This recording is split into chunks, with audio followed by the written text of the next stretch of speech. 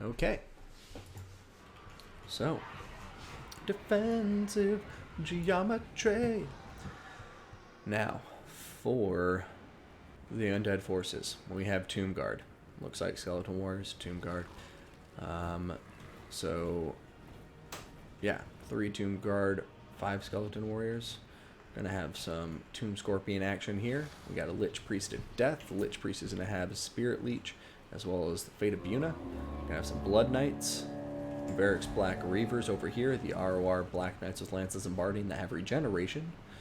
Other than that, we've got Tomb King up here, just generic old Tomb King. He's gonna have Scorpion armor, as well as My Will Be Done and the Curse. And gonna have another unit of Black Knights with Lances and Barding, just the regular variant this time. And then we got a Vargwolf leading them into battle. Over here in the forest, we're gonna see that Red Duke is flying around on his Pegasus. He is going to have El Sif, Foe Seeker, Raise Dead, Van Hell's Dance Macabre, Invocation of Nehek. And then we're also going to be seeing some Harpies from the Elves, though. Going to have the ROR Crows of Cain. We're going to be seeing Malekith on top of his dragon with Gaze of Malice, as well as Stand Your Ground, Soul Stealer, what is that one called? Destroyer, Circlet of Iron, and Supreme Spell Shield. Wow. All of his insanely powerful debuffs. And we're going to have a Star Dragon up in the air, too. Down on the ground, Phoenix Guard, and a Blackguard and Aggron box. Well, I guess I should say triangle, my apologies. In this triangle, we're going to be seeing a single unit of Shades, as well as Alariel the Radiant on foot, Star of Averlorn. Oh man, what a vicious, vicious build. Star of Averlorn, Arcane Conduit, Tempest, Earthblood, Shieldstone of Isha, Boon of Isha, Shield of Safri, and Life Bloom. With the Spearman. Is that it? There has to be more. Uh-oh, Tempest going down, and now the Red Duke is about to get assassinated. And, oh no. So Tempest is on top of him. He popped Foe Seeker to help counter the Tempest. Throwing down an Invocation of Nehek, and yeah, wow, he was able to escape that quite nicely. Over here, we're going to see the front lines getting engaged. And by front lines, I mean this triangle of Tomb Guard. However, the undead forces, the Scorpions, and the Tomb King going to dive in and really disrupt the formations. And so we'll see how well this elite infantry force can hold together. But look at that, the Keepers of the Flame, very, very much damage being done on them. They need to have a Star of Averlorn pop down on top of them so they don't lose their martial mastery. They still have 70 models, which is awesome. It means they probably got Fate of Unit, but they haven't taken the damage. And now there goes a Soul Stealer. Stand Your Ground is there. I mean, Alariel's got to get to healing them. Oh, there goes the Star of Averlorn. Over here in the back line, it's going to see the Spearmen doing just fine for themselves. The undead leadership, the Tomb King, as well as the Red Duke, are taking tons of damage. It's just devastating being stuck in this Blackguard and Aggron Phoenix Guard box, especially when you have Malekith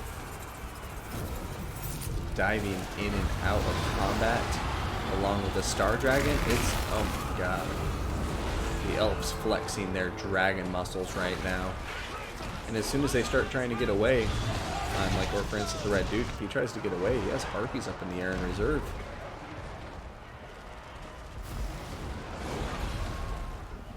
And all the chaff is just going to crash against this elite Phoenix Guard infantry. Another Soul Stealer coming though. Soul Stealer, I keep on thinking Soul Stealer's a bad thing for the house, but no, it's a good thing, because that means the Red Duke is dead. Goodbye, Red Duke. It also means, wow, yeah, this has been a really rough blob engagement for the undead. This is just a devastating combination of very elite infantry, very powerful single entity flyers, as well as the Tempest magic, strong healing. Oh man, devastating. Being outnumbered 2-1 too just didn't matter at all.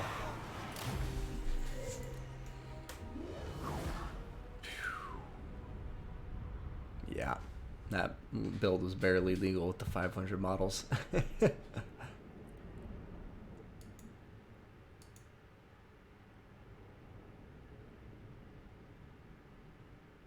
133 kills on Malekith. 145, yeah. Those, fortunately for the Tomb Kings and the vampire counts, they just really didn't have what they needed in their armies to deal with this build. Like, because when you look at it, this infantry, respectable, but you can give them all day, and they're not going to kill Phoenix Guard or Blackguard and Agrond. And then you take into account the infantry, like, since these guys can't kill them, what are you relying on to kill the Phoenix Guard? You have some magic, yeah, that could work, but then other than that, you have a ton of cavalry and large units. And so you're just kind of screwed there too. And then when it comes to the aerial engagements, like, don't even, like, no contest. You have Malekith and a Star Dragon in the air, Tempest on the table, 3 Harpies. It's just like, this guy was a liability from the first second the battle started. So, you know, unfortunately, that's just kind of the thing that can happen when you go into a 2v2. There's so many options your opponents can bring, and that one, I think, was just a very unlucky case of coming out of the drawing board with not the ideal army. You can't see anything? Yeah, big doom, brawl of doom. Should have just breeded, I think. Oh, yeah. Yeah, right. Wind of Death or Purple Sun. And that's the thing, is like, everybody rarely brings, like, a lot of people don't bring the spells. I'm somebody who doesn't bring Purple Sun and stuff like that. But then you see an army like that and you're like, why in the hell don't I have Purple Sun?